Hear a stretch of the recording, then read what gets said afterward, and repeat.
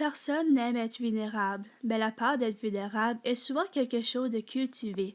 Avoir peur de devenir vulnérable vient souvent que soit tu as été vulnérable une partie de ta vie, ou que être vulnérable n'a pas été une possibilité pour si longtemps que ça t'apparaît impossible de l'être maintenant. On a tous nos raisons d'être une personne forte. Je suis forte. Pourquoi voudrais-je être faible? Pourquoi voudrais-je ne plus être indépendante? Pourquoi voudrais-je m'ouvrir au monde? Mais la plus grosse raison est pourquoi voudrais-je me risquer de me blesser? Mais être toujours fort est solitaire, dur et pesant. Être fort veut dire de ne pas compter sur personne, de ne pas dépendre. Ça veut dire de faire tout nous-mêmes et de supporter le tout sur nos épaules. C'est tellement facile de décider de se refermer et de ne laisser paraître aucune émotion, de faiblesse, de vivre sa vie avec une sécurité créée par nous-mêmes. Peu importe comment fort et comment résistant que tu vas briser de l'intérieur. C'est ce qui m'est arrivé plusieurs fois. Oui, être vulnérable est effrayant, et peu importe combien de fois tu vas le faire, ça va toujours l'être. Mais c'est meilleur de passer une vie remplie d'amour, de cœurs brisés, de souvenirs heureux avec ceux malheureux, d'avoir des trahisons et des liens qui ne briseront jamais. Tu ne peux pas avoir un sans l'autre, mais c'est mieux que rien. C'est mieux qu'avoir une marche solitaire, une vie seule à juste survivre, car être fort est un moyen de survivre, mais pas de vivre. Être fort tous les jours signifie que tu ne pourras jamais enfin vivre la vie que tu pourrais vivre. C'est très bon d'être fort, mais c'est encore mieux d'apprendre quand c'est correct d'être vulnérable. C'est à ce moment que tu vas devenir réellement fort, c'est à ce moment que tu vas commencer à vivre pour de vrai. La vie est remplie d'opportunités, de portes et de différentes voies. Il faut choisir la bonne par rapport à nos passions, à nos rêves et ce qu'on vise dans le futur, et non à nos peurs et ce que les autres veulent pour notre vie. Des fois, c'est un cul-de-sac. Des fois, suivre une voie va montrer d'autres voies. Souvent, des opportunités, personnes et situations vont rentrer dans votre vie pour vous donner une leçon de vie. Dans ces moments, il faut laisser aller, apprendre et continuer avec sa vie. Certains ont leur vie organisée, droit et claire. J'espère qu'elle ne sera pas déboussolée ou pire, pas ce que vous vouliez.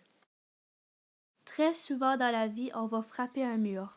Mais quand on frappe le mur, il faut se relever, puis il faut retrouver d'autres opportunités, il faut retrouver d'autres portes, il faut retrouver d'autres voies. Parce que ceux qui restent à terre, c'est eux autres, malheureusement, qui vont jamais réussir. Ceux qui ont réussi, ils se sont relevés, ils ont décidé de continuer, puis ils ont donné encore plus d'efforts pour réussir leur but, puis leur rêve. Donc, c'est ça, quand tu frappes dans un mur, puis ça va arriver très, très, très souvent, malheureusement, mais il faut juste continuer parce qu'un jour, vous allez réussir, mais si vous restez à terre, vous n'allez jamais réussir. Donc là, je vais juste donner un peu mon opinion et mon expérience par rapport à ce que j'ai parlé dans les dernières minutes.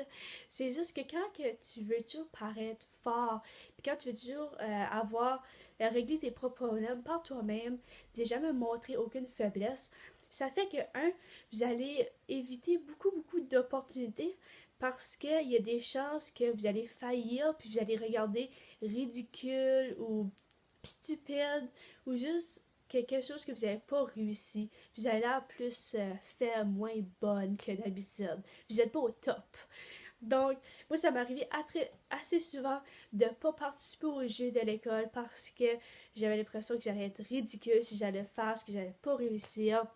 J'ai jamais chanté devant mes amis parce que je sais que j'ai pas une belle voix. J'aime pas danser devant mes amis. Pourtant, je suis quand même pas si pire de danseuse, mais j'ai trop peur de m'humilier. Juste à faire ça, vidéo YouTube, alors que je sais que je suis très inconfortable vis-à-vis la caméra. C'est quelque chose qui est... Là, je sors de ma zone de confort, puis veux pas, je m'expose à la vulnérabilité. Donc là, je m'expose à des commentaires pour dire ah, t'es pas bonne, t'es pas capable de faire ça, t'es vraiment laide à la caméra, etc. Je sais que je pourrais recevoir ça, mais je le fais quand même. 2 ans passés, j'aurais jamais pu le faire. J'avais toujours peur des commentaires qui me disent que j'étais moins bonne, etc. Puis aussi, je cachais aussi tous mes problèmes, je les cachais à l'intérieur de moi. Je ne demandais jamais de l'aide parce que je voulais pas ressembler faible. Je faisais tous mes devoirs toute seule. Si j'avais des problèmes à la maison, j'en parlais pas avec mes amis. Je parlais juste jamais. Si on me demandait comment ça allait, je disais toujours très bien. Je ris beaucoup, beaucoup, beaucoup. Puis j'aime juste ressembler comme quelqu'un de très joyeuse. Puis je montre jamais quelque chose qui se passe de mal.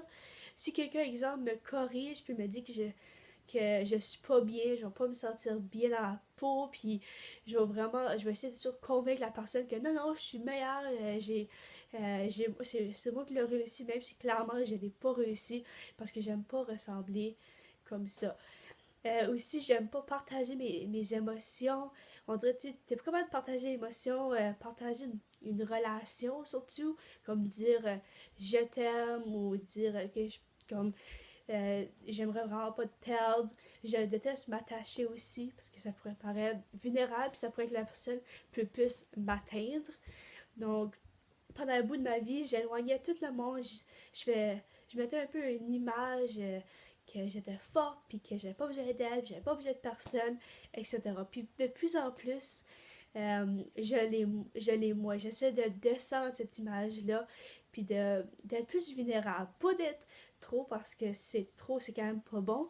Il y a une raison pourquoi j'aime pas être vulnérable, mais un peu de m'ouvrir un peu plus à mes amis, de m'ouvrir un peu plus à ma famille, puis juste de m'ouvrir plus en général, d'accepter des opportunités ou de jouer à des jeux qui pourraient me sembler ridicules ou qui pourraient faire que je pourrais ressembler moins bonne ou stupide, mais je vais quand même l'essayer parce que c'est avec plein d'efforts, puis avec plein de... Il va y avoir des réussites, il va y avoir des temps que je ne vais pas réussir, mais il faut il faut avoir un mélange de tout ça pour réussir dans la vie. Puis je l'ai appris, c'est pas en restant caché derrière ma muraille de force que je vais réussir de la vie, puis je vais réussir à vivre une vie pleine. J'ai comme parlé un peu plus que je pensais, mais en bref, si vous avez des opportunités que vous avez peur de prendre parce que vous avez peur d'avoir l'air ridicule, prenez-les. Si vous ne vous sentez pas bien une journée, vous avez des problèmes, puis votre ami vous propose de vous aider, dites oui. Parce que vous allez sentir tellement meilleur après. Au début, ça va être dur. Puis comme j'ai dit, ça va toujours être dur de s'ouvrir, puis d'être plus vulnérable, ou d'accepter des opportunités, ou d'ouvrir des portes qui pourraient faire que vous pourrez vous blesser, ou juste accepter d'avoir de l'aide. C'est très dur. Mais il faut le faire. Parce que dernièrement, je le fais beaucoup, surtout avec ma grand-mère, puis ça fait tellement du bien de pouvoir parler à quelqu'un. Vous savez pas comment ça fait du bien.